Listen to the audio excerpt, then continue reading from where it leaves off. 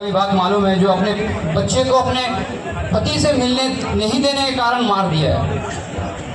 मतलब इससे दर्दनाक घटना शायद इस देश तो छोड़ दीजिए, इस पृथ्वी में नहीं हुआ होगा कि अपने स्वार्थ के कारण एक छोटे से बच्चे को भी मारने में हिचकिचा नहीं रहे हैं इन महिलाएं।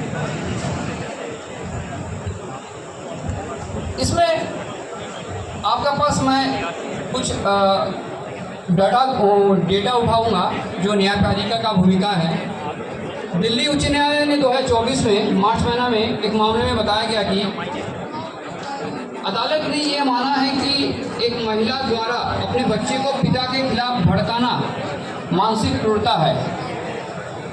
देखिए, इस तरह का जो बयान जज साहब देते हैं, ये उस पर्टिकुलर जज साहब का ही बयान होता है।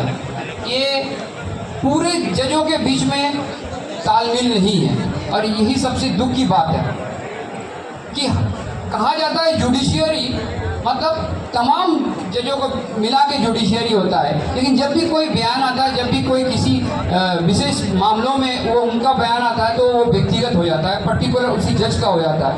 ये नहीं होना चाहिए। जबकि आप जज बने हैं तो किसी कानून के तहत ही आप काम कर रहे हैं। इस आपका व्यक्तिगत भावनाओं को व्यक्त करने का जगह वो सीट नहीं है, जहाँ तक हमारा ख्याल है। मध्य प्रदेश उच्च न्यायालय के भी एक राय आया था जिसमें उन्होंने माना कि माँ द्वारा अपनी बेटी को पिता के खिलाफ बोलने के लिए सिखाना मानसिक क्रूरता है और ये पिता के अधिकारों का उल्लंघन भी है।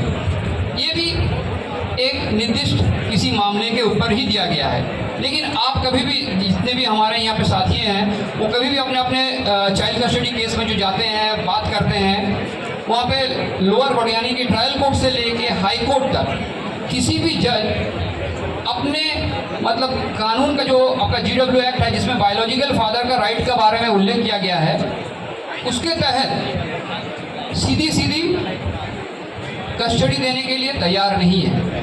उसमें सवाल जवाब करके दिन के आखिरी में सिर्फ विजिटेशन दिया जाता है। जैसे हम लोग गर्मी के छुट्टी में या फिर विंटर के वैकेशन में जू वगैरह में जाते हैं ना, चिड़ियाघर में जाके कुछ देर का समय निकालते हैं, जाके शेर और जितने भी एनिमल्स वगैरह हैं अपने बच्चे को दिखाते हैं या फिर खुद भी देखते हैं, तो उस तरह का एक सिचुएशन बना दिया जाता है। तो क्या आपको लगता है एक जन्मदाता पिता एक विजिटर जैसे रह जाएंगे? वो अपने बच्चे को साथ में लेके घूमने नहीं जा सकते हैं, साथ में पढ़ाई के लिए बात नहीं कर सकते हैं, वो अपने घर ला नहीं सकते हैं। तो उस पिता के दिल में, दिमाग में क्या असर गिरता होगा तो एक पिता ही समझ सकते हैं। जबकि जो हमारे संसद में जो पार्लियामेंट में बैठे हुए हैं, वो सभी ज़्यादातर पिता ही है। लेकिन एक पिता होके कानून बनाने वाले दूसरे पिता का दर्द को समझने में इनकार कर रहे हैं। पता नहीं इनको क्या चीज़ का डर है, जो सही है उस सही को सामने लाने में इतना हिचकिचाना। क्यों कानून में ये प्रावधान नहीं ला जाता है कि शेयर पेरेंटिंग या जॉइंट कस्टडी होना चाहिए, जबकि एक संतान कभी भी सिर्फ माँ के द्वारा इस पृथ्वी में लाना मुमकिन नहीं है।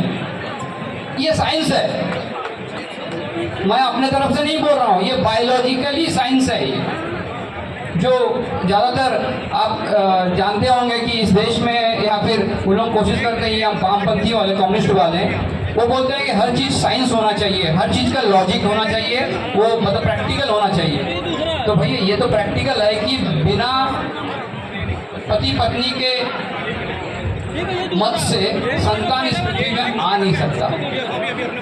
तो अगर इस साइंस को आप नकार रहे हैं, इसका मतलब आप तो पिता को ही नकार दे रहे हैं, आप एक सच को नकार रहे हैं। हमारे माननीय प्रधानमंत्री जी यूएस का काफ़ी मतलब गुण गाते हैं कि हमारे उनके यूएस के जो प्रेसिडेंट है उनका काफ़ी अच्छा दोस्त है। यूएस के साथ काफ़ी अच्छा संबंध है, चाहे वो बिजनेस का हो, चाहे वो डिप्लोमेटिक हो, कुछ भी हो, तो उनका काफ़ी अच्छा संबंध है।